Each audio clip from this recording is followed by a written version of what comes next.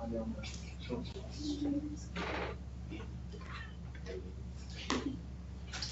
You did it like, I started it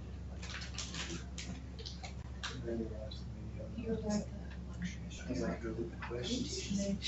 yeah, I wrote it. like an hour or something. I didn't vote, I take that home and study. I didn't write it down. Okay, did you say like, should see like 2 theories? Yesterday,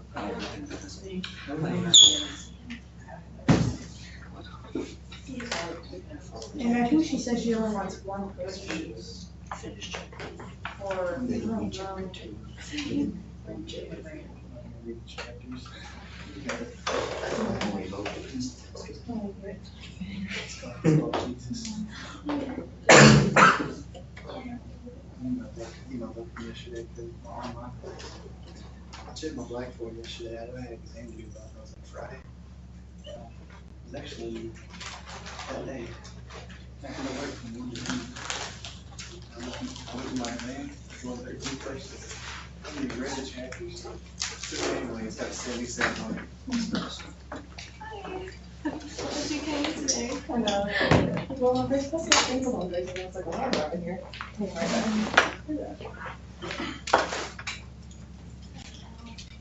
Keep reading these comments, this.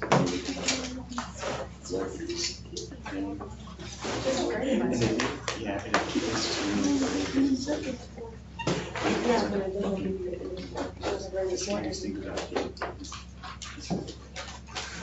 I think it's one of the questions. Nothing more except short answers too. I didn't know actually. I Googled stuff. Yeah, I didn't know that answer. So it's like people are eating. I just looked up smart English. I probably did like really bad. I'm not taking court. Never. I didn't even know when the quiz was. It's a coincidence it's tonight. At midnight. I started it like 10 weekend. Oh, yeah, I didn't start till 11 o'clock. I was up in that studio, they're like, what'd you do with your desk?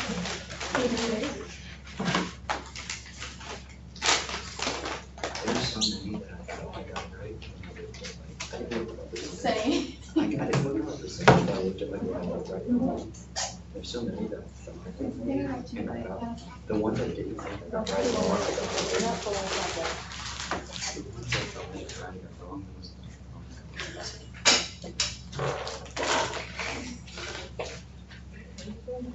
short answers. Just really like it's me too. How do you put hairs in there? I was just like, what is it? What was that? I just wrote that and then I just write that down. I don't even feel like writing notes. What they do, like what they were dressed in.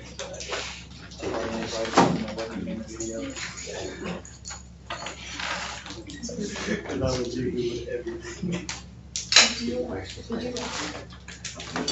When I watched it, I think it was.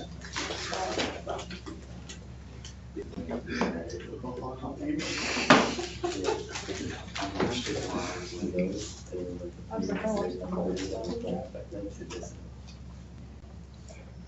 When I was with my cousins, I was watching somebody else. So I'm watching it on my own cousins were running around with the same. They don't die. You could always, I was like, stop swinging. That's nice. I had to feel the next day.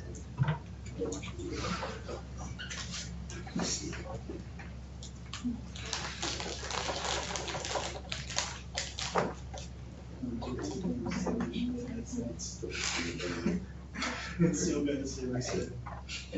Without reading the sound word. I studied. That's like, right? I don't study the longer. Freak out. I was studying still with like 5 minutes for the test, this is trying to do. I'm so bad. Like, Just playing at games this week, aren't you? Is it Friday? Yeah.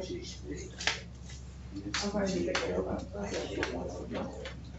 up. You can watch that dance.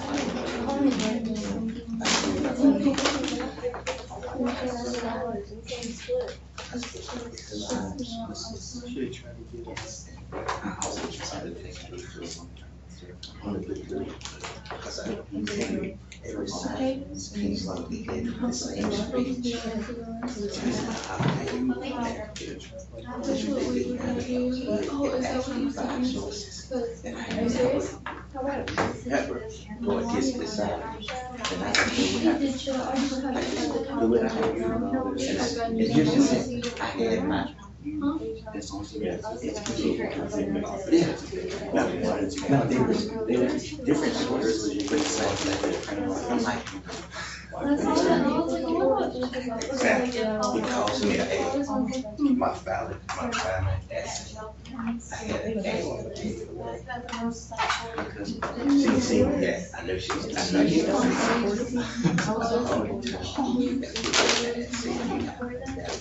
That's your soul is all.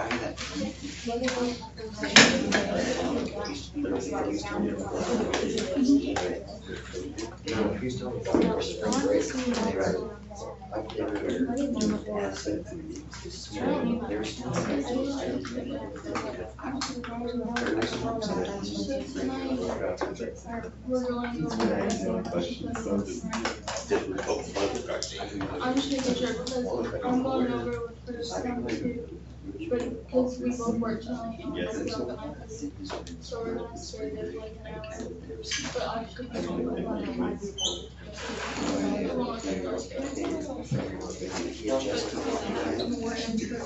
Somebody said, Like, probably she's in. he said, sure. Everybody. Yeah, I know her name works, but I got her too. And I'm going over to to go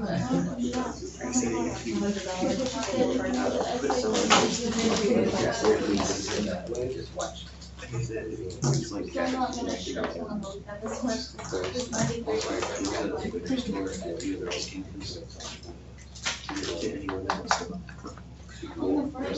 My friend.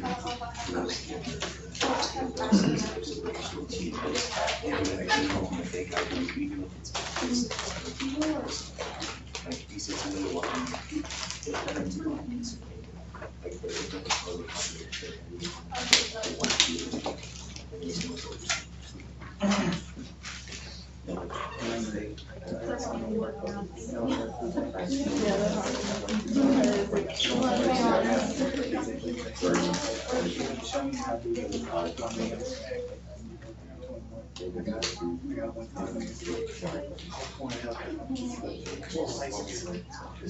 Still, it looks like you're making it's not a vertical like that. Thing is, I have to have something that's my email, that was my goal.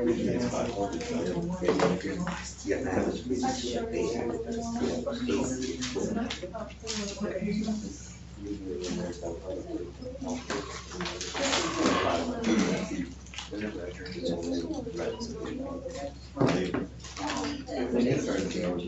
When they say that, it's only 500, that's the.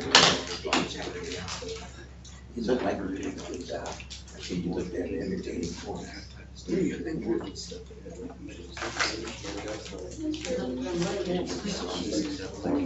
Let's talk to my boss briefly about, having a practice. Oh, by the way, speaking of Fort Knox, what's the name? I do left you a message. I don't know, but there's a. Yeah, that's why we're gonna try to make that experience in Fort Knox better. All right, you guys, so this is the last day before the exam, all right? Aren't you excited? Are you scared? Don't be scared, it's not horrible. If you were at the thing last night, the Constitution Day thing last night, I have the sign-in, and I know, I was there. I have the sign-in though, so I actually can see who was there.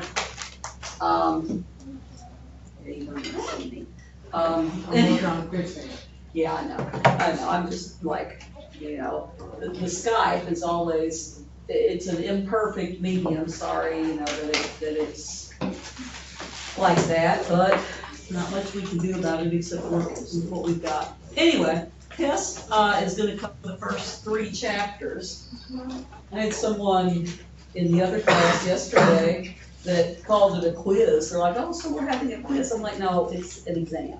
There's a huge difference when you say the word quiz. That usually implies something big and short, is, you know, something maybe 10 or 20 questions. This is an exam, okay? Which means it covers 3 chapters, 3.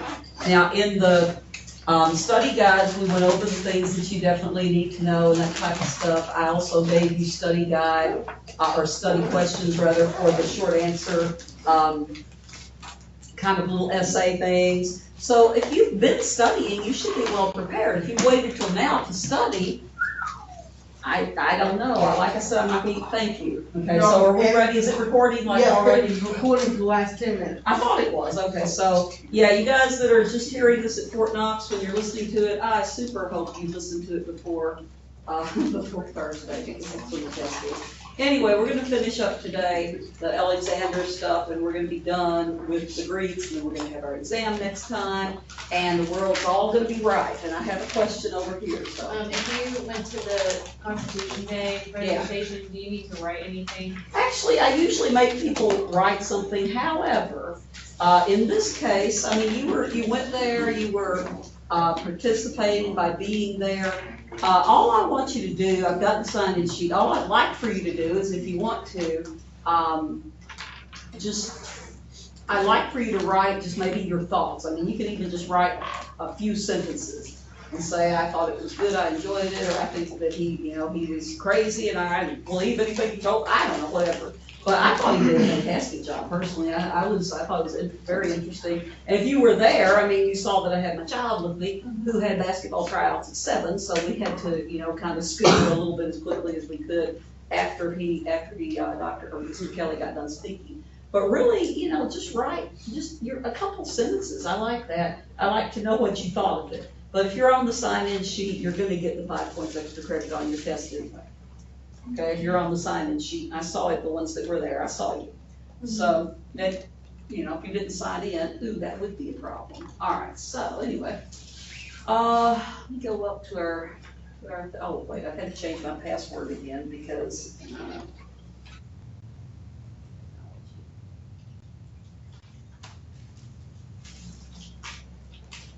alright, so these guys are the Skype class, and, okay, there's that, so on, retirement and so on, okay. So.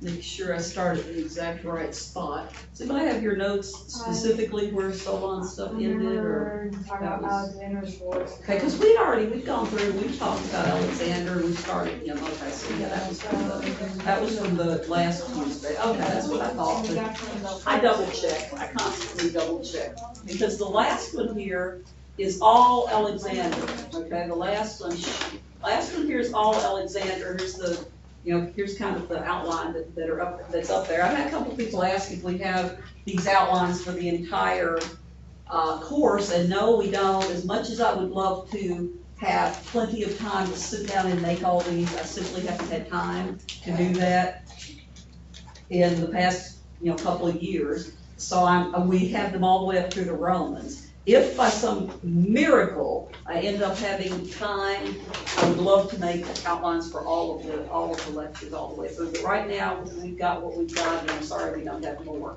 Anyway, what we're going to do now is we're going to go back to this medium for a minute, and we're going to talk about Alexander in more detail. We talked about his horse Bucephalus, and the fact that some people would consider that a legend, but there is actually evidence that the horse existed, particularly the fact that he named the city after the horse. But anyway, Alexander's only going to be 20 years old, remember, when he inherits the throne, or the thrones of Macedonia and Greece, as they combine them together under his father. Now you need to remember there was a very important battle that his father had fought just a little while, 2 years before his father's death. Now, first of all, what was his father's name? Philip II. Philip II of Macedon. Now, it was his dream to take over the Greeks. What was the battle where he united,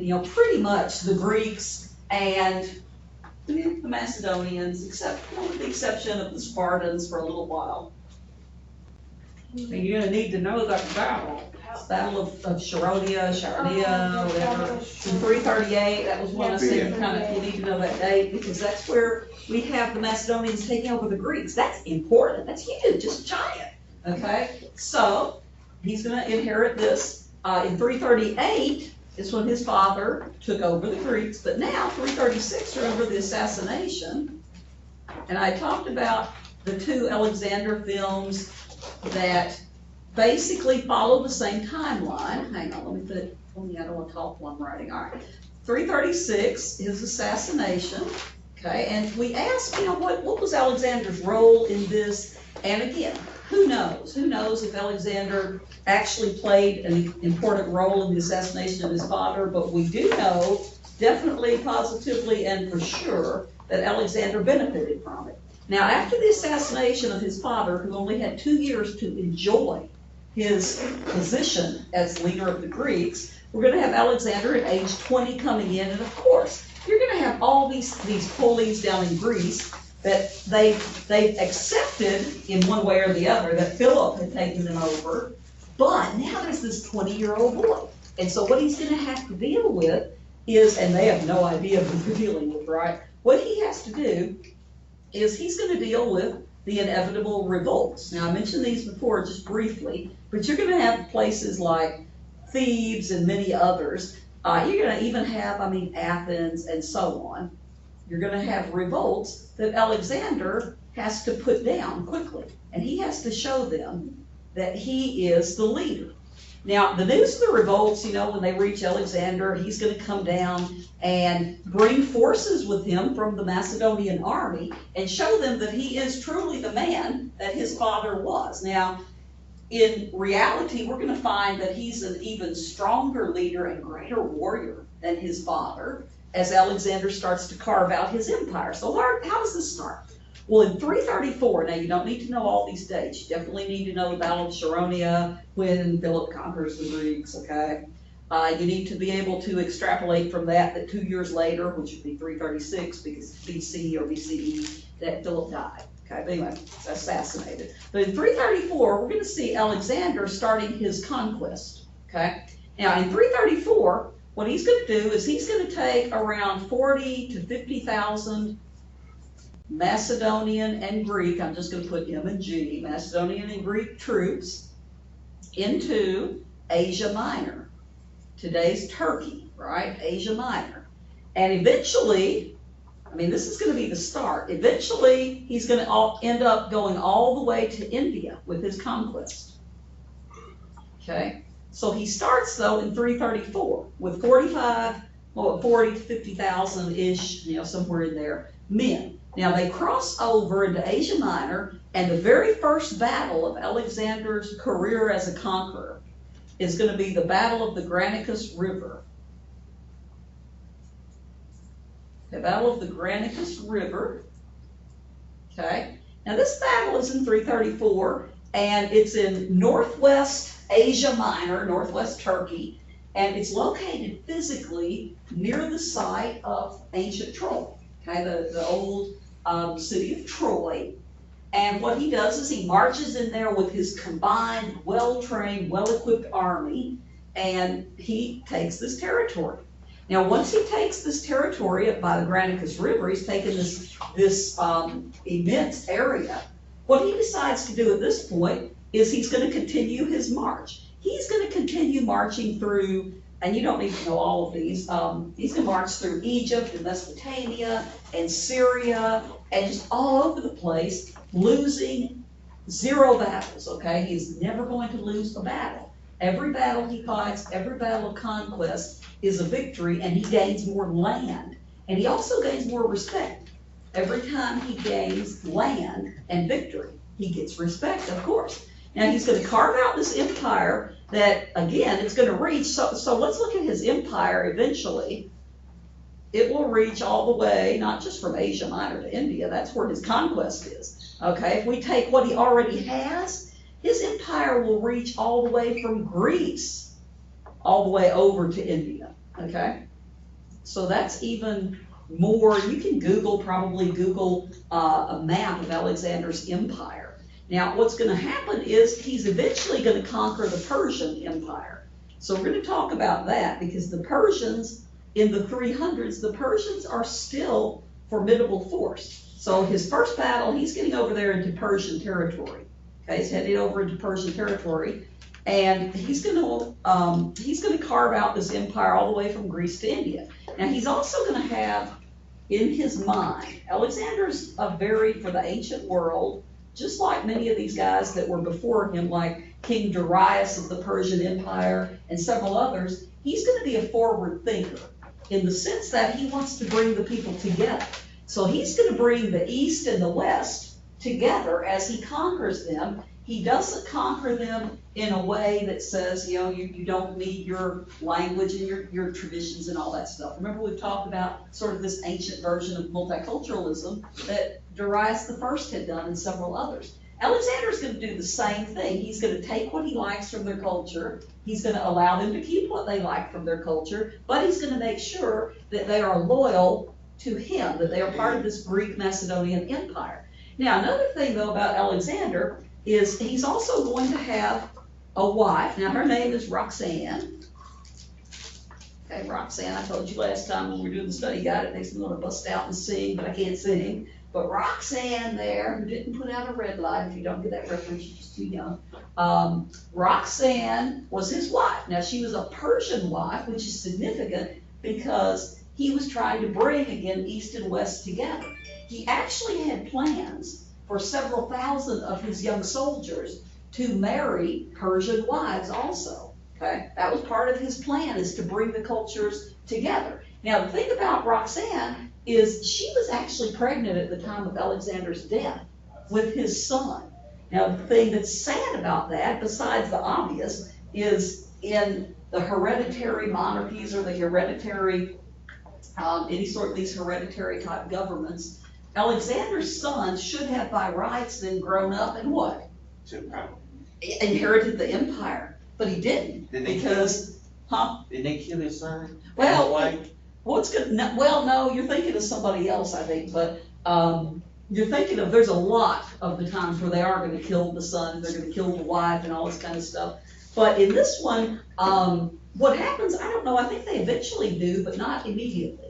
Right, It's going to be as he's growing up. I Right. can't remember the details for some reason, because when we get to Julius Caesar, you're going to see a very similar thing with a kid named Caesarion, who was Cleopatra and Julius Caesar's son, and I could point to 5 or 6 different places. I don't remember Caligula's death, don't remember the specifics of Alexander's kid, but he should have grown up to inherit, but he didn't. What happens is at the end, Alexander's empire is going to be split between his generals, or among his generals, his favorite generals, and so on. So anyway, just keep in mind that he did have a son with his wife, born after he died, and that's part of his, bringing East and West together. Okay, so what about the battles? Well, again, that's really all we talk about when we talk about Alexander, because his life is so short, but his reach is so far because of the battles. Now, this battle is going to be, again, in modern-day Turkey, Asia Minor. Okay, it's going to be in that region. And this is going to be in 333. So the next year after the first big battle of the Granicus River, he is empowered. He feels very confident, and he takes his troops into this area near the town of Isis. Now, remember, this is not the goddess Isis. That was the Egyptian goddess spelled differently and so on. But what we see here when we look at the Battle of Isis, it's important for a couple of reasons. First of all, you have contemporary accounts, eyewitness accounts. Now, we know if we've studied, if we like neuroscience and paying attention to it, I'll tell you 1,000 times, your memory is the worst. You can't rely on your memory. You can't. okay? Because your memory, every time you access a memory, it changes it. Someone else tells you something, and you end up with mashups of things like that. So we have to always take our eyewitness accounts with the proverbial grain of salt for that reason, right? So, eyewitnesses said that after the Battle of Issus, the river by the town ran red with blood. They said for many, many days, the river was just running with blood. That's how horrific this battle was. Now, the Battle of Issus, though, is also significant because this is the first time that Alexander encounters this guy, okay? The Persian king Darius III, or the Persian emperor, really. We sometimes use those interchangeably, but specifically emperor. Now, Darius, you're going to have, in this battle, along with the river running with blood for days, you're also going to have people who have said that there were so many bodies that the bodies dammed up the flow of the river eventually. Okay, so again, you're imagining a horrific scene. Now, Darius III was there, and here's how he reacts to this horrific battle. He's the Persian emperor. He is the leader of his troops. And you know what? What he does is, at some point, he realizes his troops are losing, and he turns tail and he leaves. Now, if you're out there, you're a young warrior, you're fighting, and your emperor, your leader, is gone, what do? Do you keep fighting? Maybe for your life, but you're gonna eventually, you're gonna retreat. Your emperor has pretty much left you, okay? So King Darius, this guy, Darius III, what has happened with this guy? Let me tell you why this happens to him and why he loses this battle. Okay, this guy is full of what we call hubris. This is a form of arrogance. This is a form of, he basically, when you hear that word hubris, I've heard it a lot lately in the election seasons and so on. The word hubris means that you're way overconfident or you're arrogant and you think you're maybe better than someone else or whatever. So what he walks into this battle with is he walks in with about 40,000 or so Persian troops. Okay, this is the Persians. This is the ones that he brings to this battle. Okay, he walks in with about 40,000. Now, Alexander comes in with about 40,000. Okay, this is Alex's Greek and Macedonian army. Okay, so they look like they would be evenly matched, right? Well, that's what Darius thought because of hubris. Darius thought that, well, we are the Persian Empire. We are the largest empire at this time in this part of the world. We have a fantastic, huge military, and all we have to do is show them our might. Well, he should have thought a little bit more about that because you don't show them your might by matching them equally, okay? What happened is basically this. These guys, the Macedonian Greek troops, they were better trained, they had better equipment, whatever they needed, they had. They were also battle experienced. Remember, we had just come off the Battle of the Granicus River, most of his guys. So you're not going to be able to stop these Macedonian Greek troops with an equal number because they're better trained, they have experience. Now, on the contrary, these guys, again, most of them had no experience, no battle experience. Most of these guys were very young. Most of these guys did not have the necessary equipment in many ways, okay? But the biggest thing was Alexander's group was prepared. They're just better prepared. Now, here's the funny thing, though, about hubris. Hubris is usually going to come back and cause you some sort of harm or sadness, okay? In this case, defeat. Because with this hubris, King Darius, what you want to know about him also is that he could have prevented it if he had just toned down his arrogance a bit, because he knew that Alexander's troops were coming, or at least the Greeks. For years, they expected it. Okay, for years they had expected Greeks to return to Persia. Remember the Persian Wars? Okay, they had expected it. Now, this is where we say, and he should have prepared, but King Darius does not prepare for what was coming. He just sends out, again, kind of an equally matched group of guys that don't have as much training. Now, what happens when he leaves? I always call this guy one of the great cowards of all time. This is the 19th, right? Okay. I call him one of the great cowards of all time because one thing he does when he leaves is he jumps in the chariot and again, just literally takes off. Okay? Now, again, he leaves his men there. Now, that's not the first, or I'm sorry, that's not the last, rather, time that you're going to encounter Darius III doing something very similar. But this is going to really turn the tide against the Persian army. Now, of course, Alexander and his Greco-Macedonian troops, they're going to win this battle, and Alexander is going to move on. Now, he's going to move on. In this case, he's got a choice. He could go after that great coward, King Darius III. He could go after him, and he could capture him and kill him or whatever, take his territory. But Alexander thinks, I'm going to do something different. I'm going to wait. I'm going to put Darius on the back burner. I can always come back to him. But right now, Alexander takes off, and he ends up going south after the Battle of Issus. And he ends up taking Egypt at this point. After Darius, the Battle of Issus, he takes Egypt.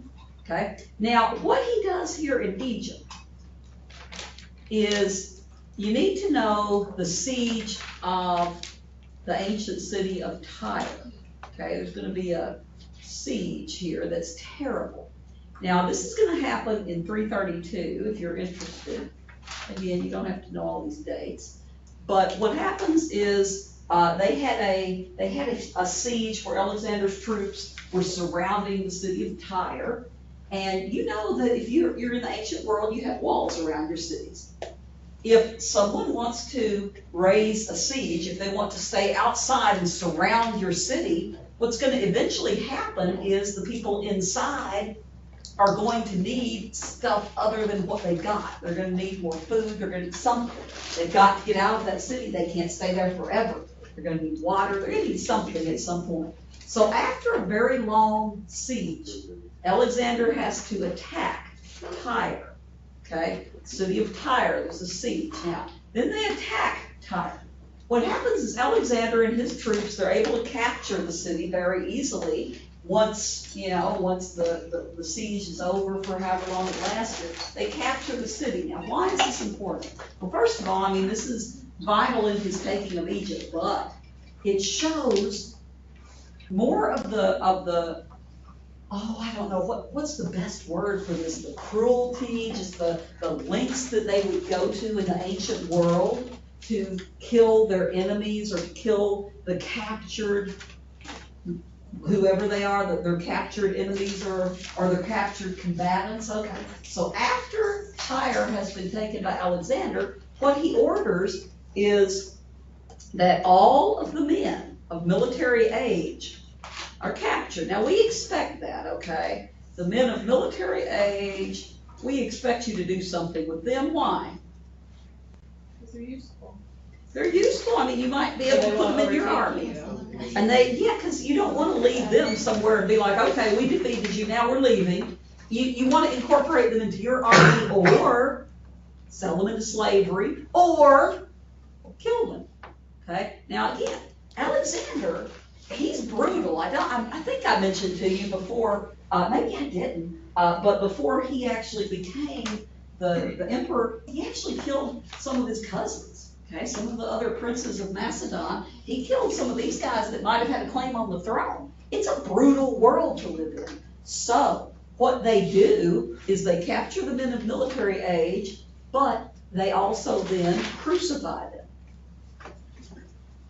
Again, this is in the 300s. This is not just a Roman thing. It's not actually even an uncommon thing to crucify people in the ancient world. Okay? He's going to crucify all the men of military age as, of course, a warning. And then, what about the women and children, though? I mean, what's their part in this? Well, can we take them in, and can we actually make them part of the Greco-Macedonian Empire? Probably. I mean, the Romans did stuff like that all the time. But is Alexander going to mess with making these women and children loyal to him? No.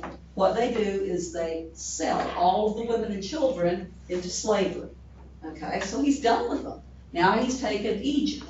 Okay, so women and children are sold into slavery. Now remember, in the ancient world, that's also very common. Now, what's happening while Alexander's over here down south taking Egypt is, we look back to King Darius III. Okay, Darius III is trying to rebuild his army. Trying to rebuild his army. He's putting together, you know, a new one, pretty much. He's trying to recruit and train and have them well equipped, and he's trying to figure out a way that when he encounters Alexander again, which he believes he will, and he's right, he wants to be well prepared this time. Now we've got to give it to Darius. He does attempt to prepare at this point, but he's going to be no match for Alexander, because when they meet again, it's the Battle of, however you want to pronounce this one, the Battle of Gaugamela. I've heard it pronounced. I've heard Gaugamela. I've heard all sorts. But this is going to happen in 331. And this is near the ancient city of Nineveh, in a place we should be very familiar with for this first exam, Mesopotamia. Okay, so this battle in 331 is going to be, again, Darius's attempt. Now here's what Darius does. Again, I said he's prepared, he's rebuilt his army.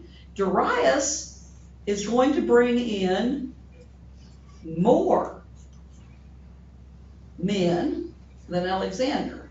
I can't remember the numbers off the top of my head for this one, but he's going to have more men. Okay, he's going to outnumber them. And he thinks that that's going to help. He thinks that all of the preparations that the Persians have done is going to help. But he doesn't realize he's dealing with Alexander, who will be known to us forevermore as Alexander the Great. So the Persians, they have more men. They have, you know, power and might and strength and training, and Alexander is still going to defeat them in 331. Now what happens here is, the reason that I like to call Darius III such a great coward is because, not just because he fled from battle once, because that's, you know, okay, that's bad, but would I shame him forever and into eternity for that? Oh, maybe not. But he does it again in this battle. Okay, at this point, again he leaves. Now some stories say that when Darius III, when he bails out this time, at this battle in 331, that he leaves behind his wife, his children, and his mother. Okay? You leaving your mother in the battle and you're running off to save yourself? Now, again, there's different stories. There's different, you know, the eyewitness accounts, and there's different stories that have come down to us through many of the ancient historians. But I'll tell you one story that I think is kind of cool. This is probably not what really happened. I mean, the big story that most people hear is that Darius was taken prisoner by his men. Okay, and we're pretty sure that happened. Okay, I mean, that's pretty solid as far as the stories go, that he was taken prisoner by his own men, because they've been abandoned by him before, and this time he's running away, and they capture him themselves. Now, from that point, the story can veer off into different directions. Okay, some of the story goes that Darius, after he was taken prisoner by his own men, asked one of his guys to help him commit suicide because he just couldn't do it. Okay? Maybe, maybe not.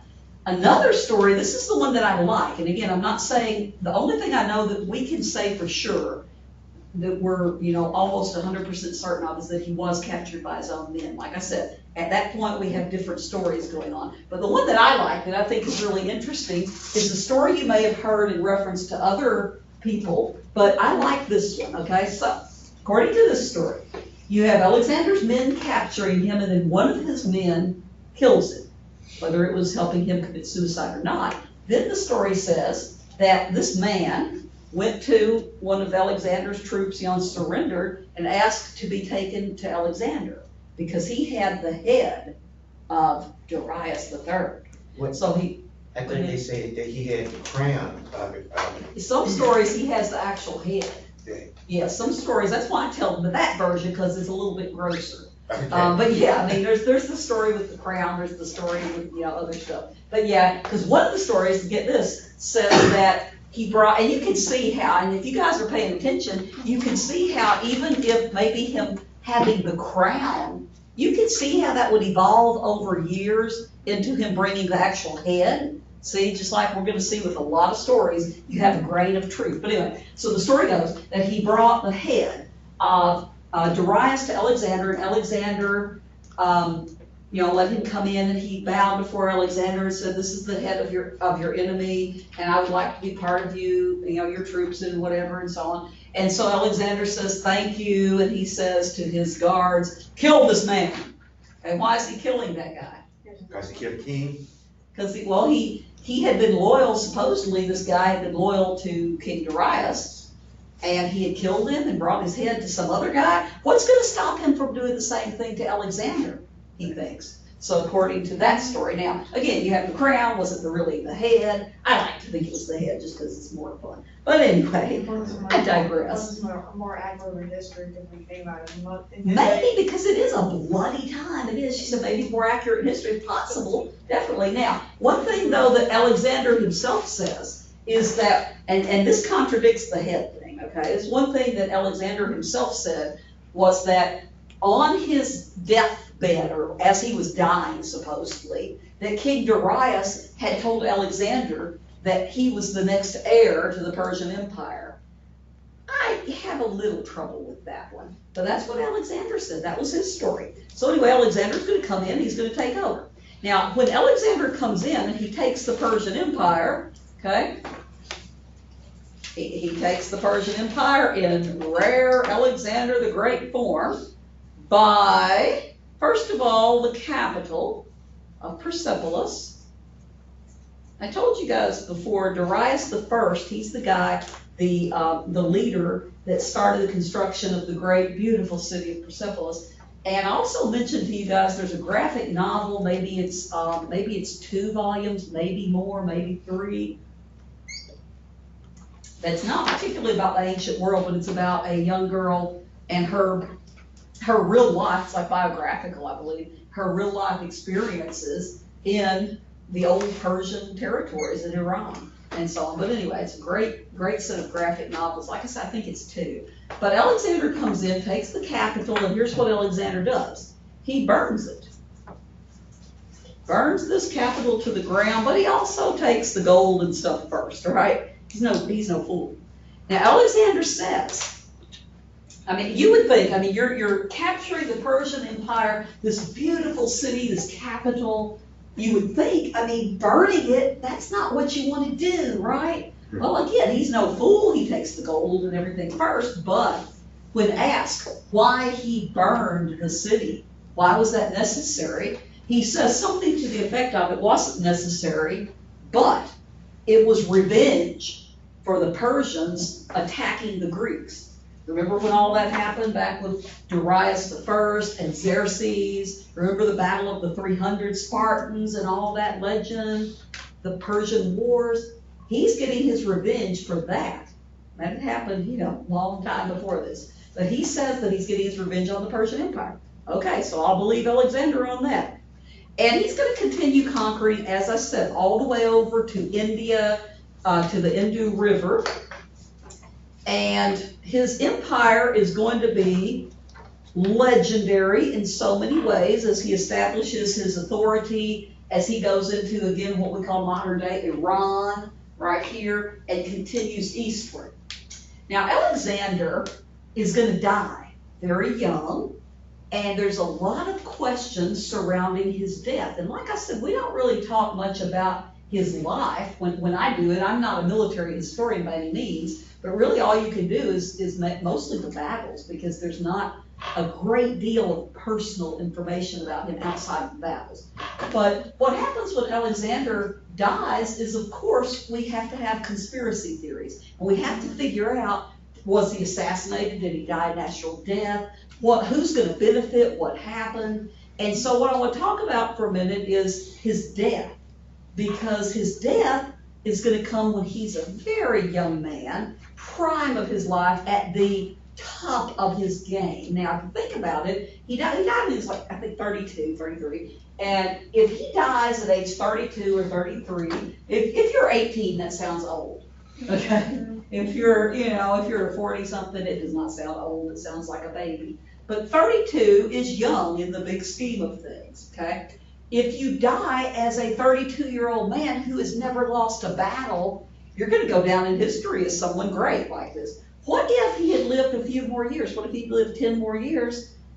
Chances are that he probably would have lost a battle at some point, right? So would we be having quite the discussion about one of the greatest generals of all time? Probably wouldn't be to the extent that we do today. So what killed him when he was so young? What in the world happened? Now here's where we have, again, history being a social science instead of a hard science. Okay, remember the distinction. If you have a hard science like physics, if you do the experiments and everything, being the same, it can be replicated and other people can do it. In history, you have the human factor, as you do in psychology and sociology and so on. So, again, we don't really have, his historians, we're very comfortable with the fact that we don't always know the answers. Okay, we're not mathematicians. We don't always need to pin down all the answers. So when I talk about Alexander's death, the truth is, we're not entirely sure what happened to him, but we can give you some ideas of what people said at the time. So in 323, Alexander is going to die, like I said, I think it's age 32. And you have several different versions. Now I want to mention this guy, Plutarch. We've mentioned him before. He's a Greek historian. He's going to write about things. He's going to write about the Spartans. He's going to write about all sorts of things. But he's going to write about Alexander's death and give a pretty long account of his death. You're going to have other historians that are going to write about his death and give some details. And some of them are going to agree and some of them are not going to agree. But Plutarch's the one who gives us the most details. So let me tell you his story. Okay? Plutarch says that Alexander is going to die in June of that year in the palace of Nebuchadnezzar of Babylon. Okay? So he's going to die in Babylon, the site of ancient Babylonia that we've talked about. Now, what we see here, though, is other historians or other eyewitnesses or other people that heard the story within a generation or two are going to have varying accounts of Alexander's death. Plutarch says this happens. Plutarch says that roughly 14 days before his death, Alexander had been entertaining some people. He had entertained, I think, one of his admirals and so on. And instead of going to bed, he had spent the day and maybe at night, maybe, a 24-hour period just drinking and celebrating victory and just having a great time. And so 14 days before his death, he's doing a lot of drinking and having a party. Now that part of it stays consistent in terms of his drinking. Okay, now that's consistent in pretty much all the stories of his death. But anyway, and they say that within a few days he had developed a fever. Okay, so he drinks, and within a day or two he ends up getting a fever. Okay, and when you get a fever, that's generally not just going to be a hangover, all right? So something's going on with Alexander. Now, what happens then is a few days later, it's gonna get worse and worse. And at some point, you can write down however you can remember this, but at some point, Plutarch says that Alexander became unable to speak. He was so weak that he could not speak, okay? Now again, where's Plutarch getting his information? He's getting it from, stories that have been told and so on and so forth. Plutarch's not, he's not there. So anyway, Alexander has been drinking, he's got a fever then a few days later it gets worse, and now he's too weak to speak. Now his generals have been in to see him, okay? His generals have seen him, but the common soldiers, the men out there, they're starting to wonder if Alexander's dead because they haven't heard anything from him for several days.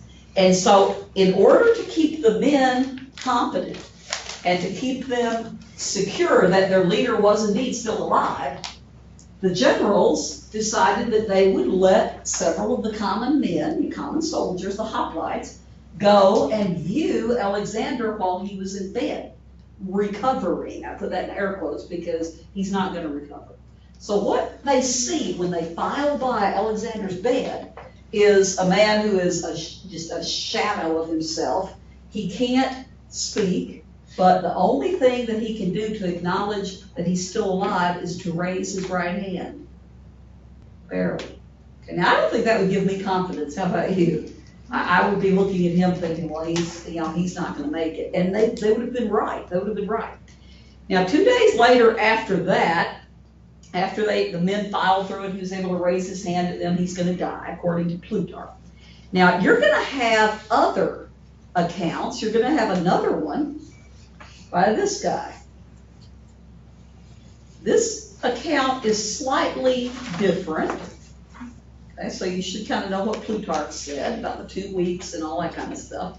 Now, this guy says that Alexander dies after drinking unmixed wine in a ceremony for Hercules or Heracles. That's the Greek version of Hercules, right? Now, Plutarch says no. Okay. Plutarch says no. This did not happen. So again, historians are okay with that because we know that people have horrible memories. We know that people also tell stories. People sometimes make up stuff. You ever catch yourself making? My mother used to say about one of my brothers, she would say, I think he tells so many different stories that he starts to believe them. And that's true. Neurologically, it's true. If you say something, even you can find this in even the most horrific thing you look at. In Hitler's Germany, propaganda minister Goebbels said, if you repeat a lie often enough, what happens? People believe it. If you repeat a lie often enough to the people, they believe it. It becomes truth, right? So, again, historians, we're okay with that because we understand the way that people think.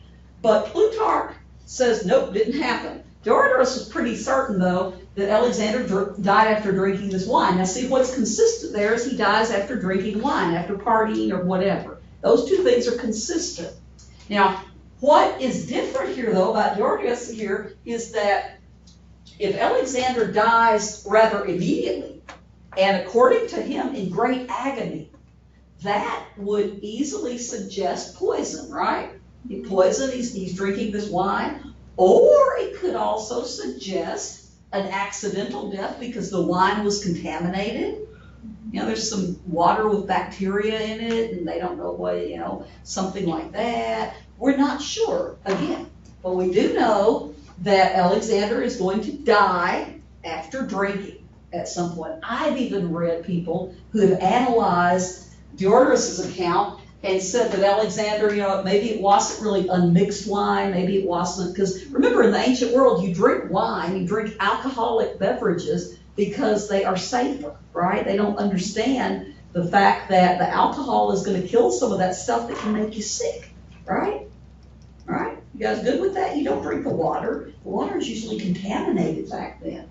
But anyway, what they all have in common is this death. Now, I have heard some people speculate that maybe Alexander died of alcohol poisoning. That's possible. It's possible. If you stay up drinking for 24 hours, I mean, if you're consistently drinking way too much, you could conceivably die. Now, I need to get this message to you guys desperately, that even though it's a small audience, you need to have this in your mind, okay? You may not know this. I don't drink anymore. I used to drink when I was younger, and I liked to drink sometimes socially. I drink Diet Coke now and water, and that's my, addiction. But when I would drink, what I did not know at the time, and you may or may not know, if you don't tell me, because I don't want to know, but have you ever thrown up from drinking? Don't tell me, I don't want to know. But if you have consumed enough alcohol that you have thrown up, you have experienced alcohol poisoning, and you could have died. And that was a very sobering thought to me, because Lord knows I've hugged the porcelain god before and prayed to him, right? It's gonna happen. I threw up in a garbage can outside my dorm at San Francisco State one time. I didn't know. I was your age. I didn't know that was a sign that if my body hadn't, taken care of it, I could have died that night. I could have died I shouldn't say it that way. I could have died once or twice. So don't, okay? Don't mess with that. Don't get, know your limits. Please take care of your friends too, because, and again, I'm just using this as a PSA, because it is really important for people your age, because you're not aware, you still think you're immortal, and you really do. And what you gotta be really careful of is alcohol, because it's legal and it's, supposedly safe. Watch your friends, because people die, they choke on their vomit, that kind of stuff, because you can't move, because, you're passed out and can't, so beware of your friends, okay, and yourself. Anyway, that was one theory that actually got some traction a few years ago. But anyway, what are the possible causes? Like I said, poison. Possible causes are just simply the drinking too much. But now what happens to Alexander after he dies? Well, Alexander, as this incredibly powerful emperor, is going to be buried in a gold sarcophagus, okay? So the burial of Alexander, he's going to be buried in rare style. A gold sarcophagus, fancy gold casket, which is placed inside a second gold casket. Okay, he's going to be buried, like I said, in fine style. Now, you're going to have a group of seers, mystics, psychic types that are going to come, and they're going to be there for the funeral. They're going to observe things for the funeral. And one of these seers, I can't remember his name, but one of these seers had foretold at some point that Alexander would have a peaceful rest, okay, that would last forever. Okay, and for some reason that was significant to them. But anyway, you're going to have the seers coming in. Now here we have some of his generals. Now, over in Egypt, we're going to see that the most important general that I want you to know is going to get control of Egypt. So Alexander's successors to the empire. And what happens is this. Now, again, Alexander's son is going to be born after his death, and he's going to be christened Alexander the Fourth. Okay, like I said, I'm a little sketchy on what happened to him after that. But Alexander the Fourth is never going to come into power. What happened to the first three of Alexander's? So, what now? When you said Alexander. Oh, the first three? Yeah, that would have been kings of Macedonia. Because when you have when you have a king, like say, we're talking about probably one of the only times you're ever going to use Roman numerals in your life is going to be talking about kings, or maybe one of those clocks with Roman numerals. But if you have, say, Louis the 14th of France, that just all it means is he is the 14th man named Louis that became king of France. So if we have Alexander the Great was actually Alexander the Third, but since we don't really care too much about Alexander First and Second of Macedon, princes and so on, we don't worry about him, but that's all it means. That's all it means. Okay, but anyway, always ask. Now what's going to happen is his successors. Now he left this incredible, powerful empire of Persian, Greco, culture and Macedonian culture, which had actually kind of merged with the Greeks. So his generals are going to be the guys that are going to want to inherit the power. Now, they're going to be kind of fighting each other, jostling, kind of bucking up against each other, proverbially to see who's going to get the best parts of his empire. So these guys are going to be, there's going to be 3 of them, that neither one is going to end up being, or none of them actually, none, will be the sole emperor. Okay, they're going to break it down into 3 dynasties. Okay, you need to know these 3 guys. Okay, first of all, his general Ptolemy. He is going to get Egypt. Ptolemy is one of Alexander's close friends, had been a close friend for a very long time of Alexander since they were children. Ptolemy is going to get control over Egypt, and he's going to establish what we call the 31st dynasty of pharaohs. 31st dynasty. Now, I'm going to put you a little footnote in here that will help you later at some point. Footnote is Cleopatra. Actually, here, since we talked about the Roman numerals, she's actually Cleopatra the 7th. You just can call her Cleopatra, okay? Cleopatra the 7th is going to be the last of this dynasty. Okay, she's going to be the last of the Greek Macedonian rulers of Egypt. We'll talk more about her when we get into the early part of the Empire of Rome. Okay, so Cleopatra. Under Ptolemy, the city of Alexandria became great. Look at that, Alexandria. I don't remember off the top of my head how many cities Alexander named after himself. Okay, he named quite a few after himself. He has, if you think about it in terms of today, think about it in terms of the ancient world, you kind of have to have, whether it can go too far or whether, whatever you think of it, you kind of have to have some breed of narcissism within you to want to be the king of the world, this emperor like this, to be a president, to be a CEO of a company. You kind of have to have some narcissism about yourself, right? You kind of have to, which makes politics make a lot more sense, right, on both sides of the aisle. Now, what this guy is going to find is that Egypt is going to be a powerful territory under his control, under Ptolemy's control, until eventually, again, the Romans are going to take it over. You're going to have a lot more probably than you'll want to know about how the Romans take it over when we get there.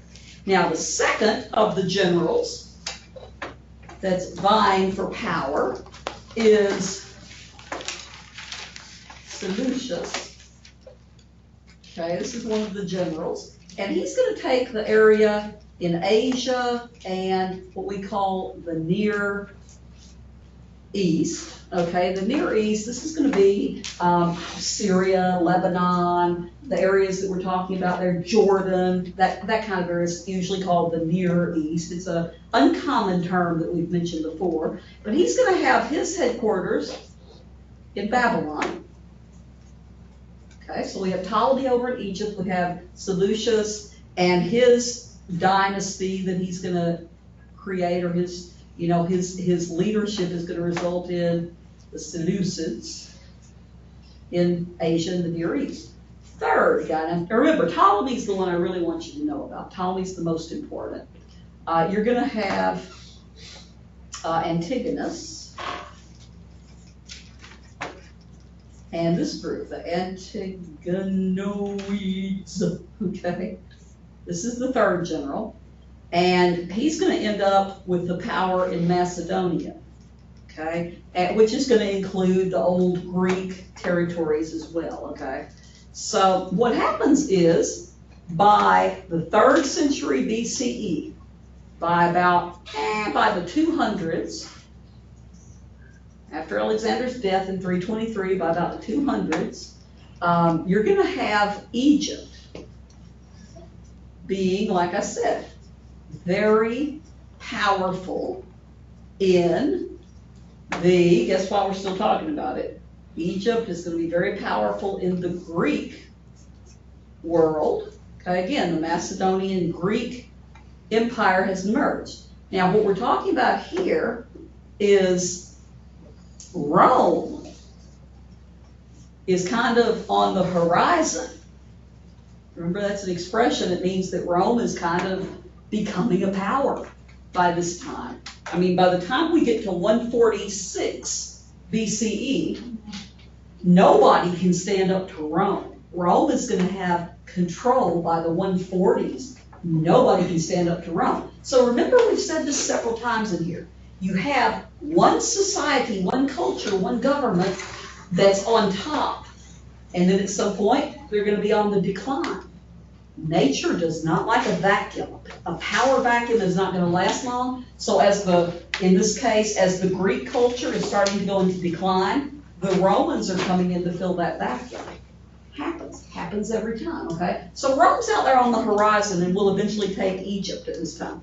Now, be sure to do the readings on Greece and so on. But the last thing that I'm going to tell you is about the Hellenistic period, because this ends the Greeks. This is the very end of the periods. You know, we've talked about the pre-Greeks. Let's call it Hellenistic age. We talked about the pre-Greeks with the Minoans and Mycenaeans. We talked about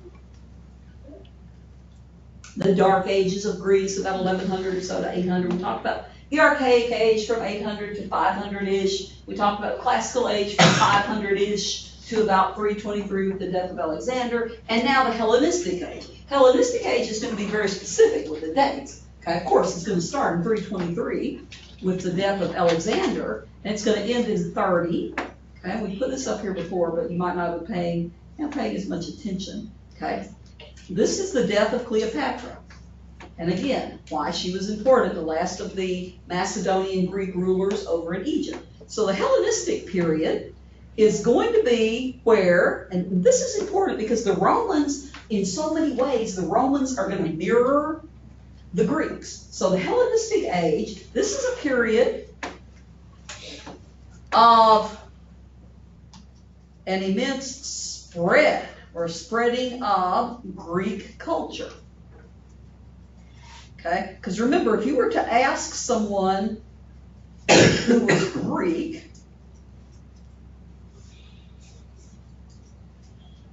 what made them Greek, it would be the language, right? But if you were to go back and ask them in Greek what they called themselves, they wouldn't have said we are Greek. They would have said we are Hellenic. Okay, and that, the Hellenistic or the Hellenic, they called their place actually Hellas. Was Greece. That's what they would have called that. They were Hellenistic, and it goes back to, if you're interested, just really quick, a little piece of mythology that is also interesting because you see fragments of the Epic of Gilgamesh and the flood of Noah from Genesis and that type of thing in this story of Helen. Okay, Helen, supposedly there was a great flood in the Greek mythology at some point back far enough. And you're going to have this guy named Deucalion. Deucalion, if I'm not mistaken, was kind of the Noah, Gilgamesh, or Unaptishan character. And you're going to have him being told by the gods to build an ark or a boat of some sort. And one of the survivors, or one of the sons, is Helen, not Helen, like a female, kind of a traditional female name, but Helen, which is where they get the term Hellenistic, referencing the Greeks. It came from one of their, supposedly, tying them to the gods. One of the survivors of the floods, or a particularly important man, and so on. Anyway, that period, it's kind of worthwhile to read about Deucalion and the whole story. Actually, just as a matter of giving a shout out to pop culture, Dean Koontz, if you've ever read any of Dean Koontz's books, he has a series called Frankenstein. It's like a Frankenstein series. And Deucalion is one of the characters in there. It's based on just the name of the old Greek character. But anyway, what we're going to see here is we're going to have this spreading, this basically a diffusion of the Greek culture or the Hellenic culture throughout the Mediterranean, throughout the eastern Mediterranean area, which will include Egypt and the Near East. This is where they're going to really have this Greek revival, if not in some ways introduction of their culture. Now, what we see here is that the Greeks, we've covered a lot of people and times and places and events. We began way back. You know, when it comes to the Greeks, like I said, we began way back around 2000 or so BCE with the pre-Greeks. Oops. And now we're going to end with about 30 BCE, the death of Cleo, okay, Cleopatra.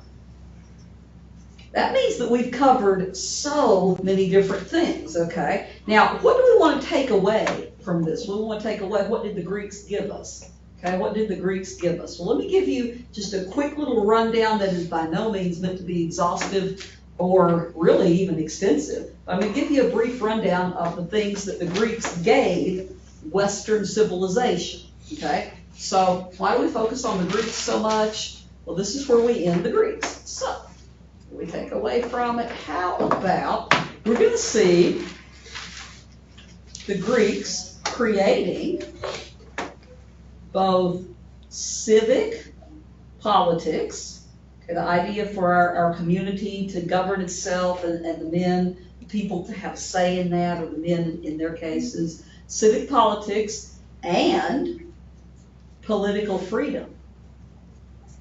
We talked last night, or we didn't talk, he talked at the Constitution Day, mentioning about freedom and mentioning about the concepts of liberty being in our Constitution, and how he was looking at the different parts of the Constitution and how much they devoted to the legislature, how much to the executive branch, and how much to the judicial branch, and so on. The Greeks are going to give us this big, broad idea of freedom, political freedom. Now, it's not always going to be exercised, even by the Greeks, but we are going to see the birth of democracy, remember, in ancient Athens. So we're going to see the birth of democracy. You remember the guy who was called the founder of Athenian democracy?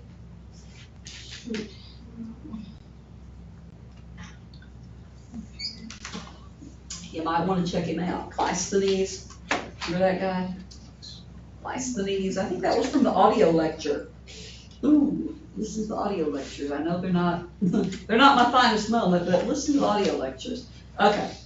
And take notes on them, because that's the only way to remember. Okay, so what they do is they see the state, okay, in other words, the government, as a, like I mentioned earlier, a community, communal working together of citizens. Now remember in the Spartan video, she talked about that. Remember Bethany Hughes talked about, you have a new kind of man, a citizen.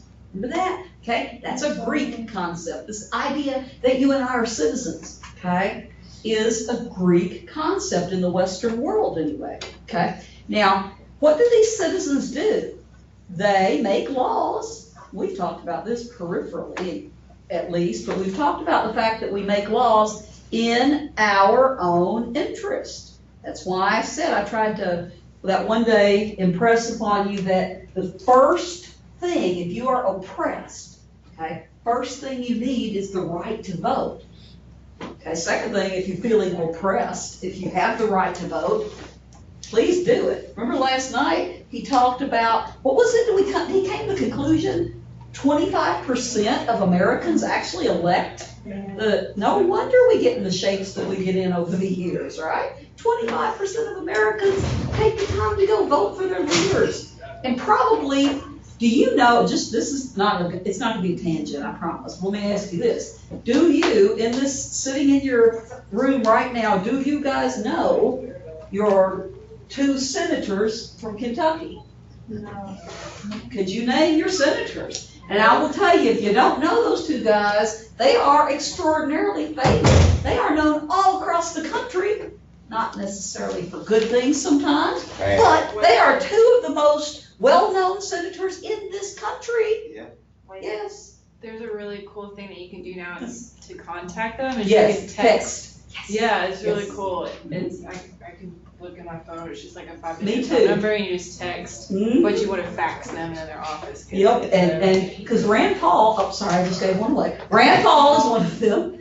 Rand Paul, his, every time that I text, and I do it all the time myself, his is usually full. And they'll come back and they'll, they have to go through these things. The other one is Mitch McConnell. Hey, if you guys don't know those two names, you're, pay attention to politics, okay? Go learn about politics and please vote. My goodness, please vote. Get us, I mean, again, my generation, we didn't do any better. And you look back at some people we elected, okay? You need to be thinking of the future, and I'm so proud because you know that. That's fantastic. I wish all of you cared that much, or even a fragment of that much. Now, right here, they made it clear that we're gonna make laws that benefit ourselves. Now, here's the big thing too, though, that you wanna take away from the Greeks. The Greeks valued something that we need to make sure we don't lose, okay? They valued man, meaning to us people, and his ability to govern himself. And he referenced last night, again, I thought he did an excellent job speaking. I think he's a great speaker. He referenced last night in Constitution Day, the speaker referenced the, so many of these different concepts, but he was talking about governing yourself and talking about how just the very few words that were written in that Constitution of the United States, how that has held together all this time, but also how fragile it can be. Okay, remember, there's the whole thing, what's the best kind of a government? Well, it's a democracy, it's a republic based on democratic principles, but the caveat is if you can keep it. And he made references to Putin, he made references to Kim Jong, what's his name over there? I know, in North Korea, and all sorts of dictators that we've had throughout time. And the Greeks valued our ability to govern ourselves. Okay, so you have to watch out for authoritarianism. Now, underlying everything else, they're going to give us a foundation of humanism. Okay, so the Greeks, they're going to have the gods, but, okay, another caveat here, we're going to have the gods, but remember, they're going to be separated mostly from the government. So that gives us a humanistic attitude, this concept of this inner ethical freedom. I mean, your humanistic attitude toward life, that the Greeks are going to say you should live in this world and you should help people in this world, you should take care of your community, and all of those things they come from the Greeks. Actually, it's the first time we hear about them written down and talked about so much. Actually, to me, it seems like those would just be common human characteristics. But anyway, we credit the Greeks with at least putting these down in front of us. Okay, so that's all I've got for those chapters. So your test, okay, in Fort Knox, I have sent an email. You guys are going to have a proctor there. If you don't have someone in there, if you're listening to this and you're not going to have anyone, we're going to not be able to give Fort Knox a test. So think of something else. But you guys, it's going to cover chapters, and hopefully Fort Knox on time, I believe, chapters, listen, 1, 2, and 3. Have you looked at the document I posted for these short answer questions? I'm just saying, if you've waited till now, okay, hang on. And have you looked at the document that shows how the tests are set up? Okay, and do you have any questions about that? I wanted to know if stuff from the Sparta videos. Yes, there's gonna be some questions from the Sparta video. We talked a little bit about the Spartans in here, did we or did we know? I don't think we did in person. Okay, there's a few things about the Spartan video, the things that were on the quiz in particular. I mean, you're gonna need to know some of these things like Lycurgus from the Spartan video. Remember, this guy had to do with the Spartan Constitution. You're going to need to know, I can't even remember the apotheti, place of projection, the agoge. I'm not sure how many of these are on the test, but I'm saying the important things that stood out to you in that Spartan video, Yeah, that was meant to take place of lecture, which means that it was meant for you to take notes on, which means that they could be on that test. I can't remember exactly what, and I wouldn't tell you exactly if I knew, but I would say these are at least 3 good things to look at. Just in general, the lifestyle of the boys in the military and all of that. Yeah, that's gonna help. Okay, so I have a hand over yonder. I was confused in the video, when they were talking about throwing the babies off the cliff, did they mean both male and female, or just the male? Yeah, if you pay attention to that, that's actually a good question, was when they were throwing the babies off, remember, it's not gonna be the parents' choice. You have a baby who's deformed or whatever. Now, what confuses people though is that the boys or the girls, it was actually both, but it was mostly boys. Now, what confuses people is because right before that, she's explaining that throughout Greece, usually the girls were unwanted. I mean, we want a boy, we got a girl, oh man, let's just, leave the girl out and maybe some wolf or some person will take care of it. Let's leave this baby, we don't want that girl. But she made the point that in Sparta, they didn't want them to have any chance of living if they were unacceptable to Spartan standards. And she said, unlike the rest of Greece, it was usually the boys. Now, we're not saying it was just the boys, because if there was a girl that was, not meeting the physical standards, yeah. And remember, the thing about the apothetai is that there's no chance of survival once you hit those rocks at the bottom. Those babies are, and it's the elders, it's not the parents, okay? Okay, see if I have anything else. Okay, don't forget, test next time, 21st. Come in here prepared. Ending the video for tonight.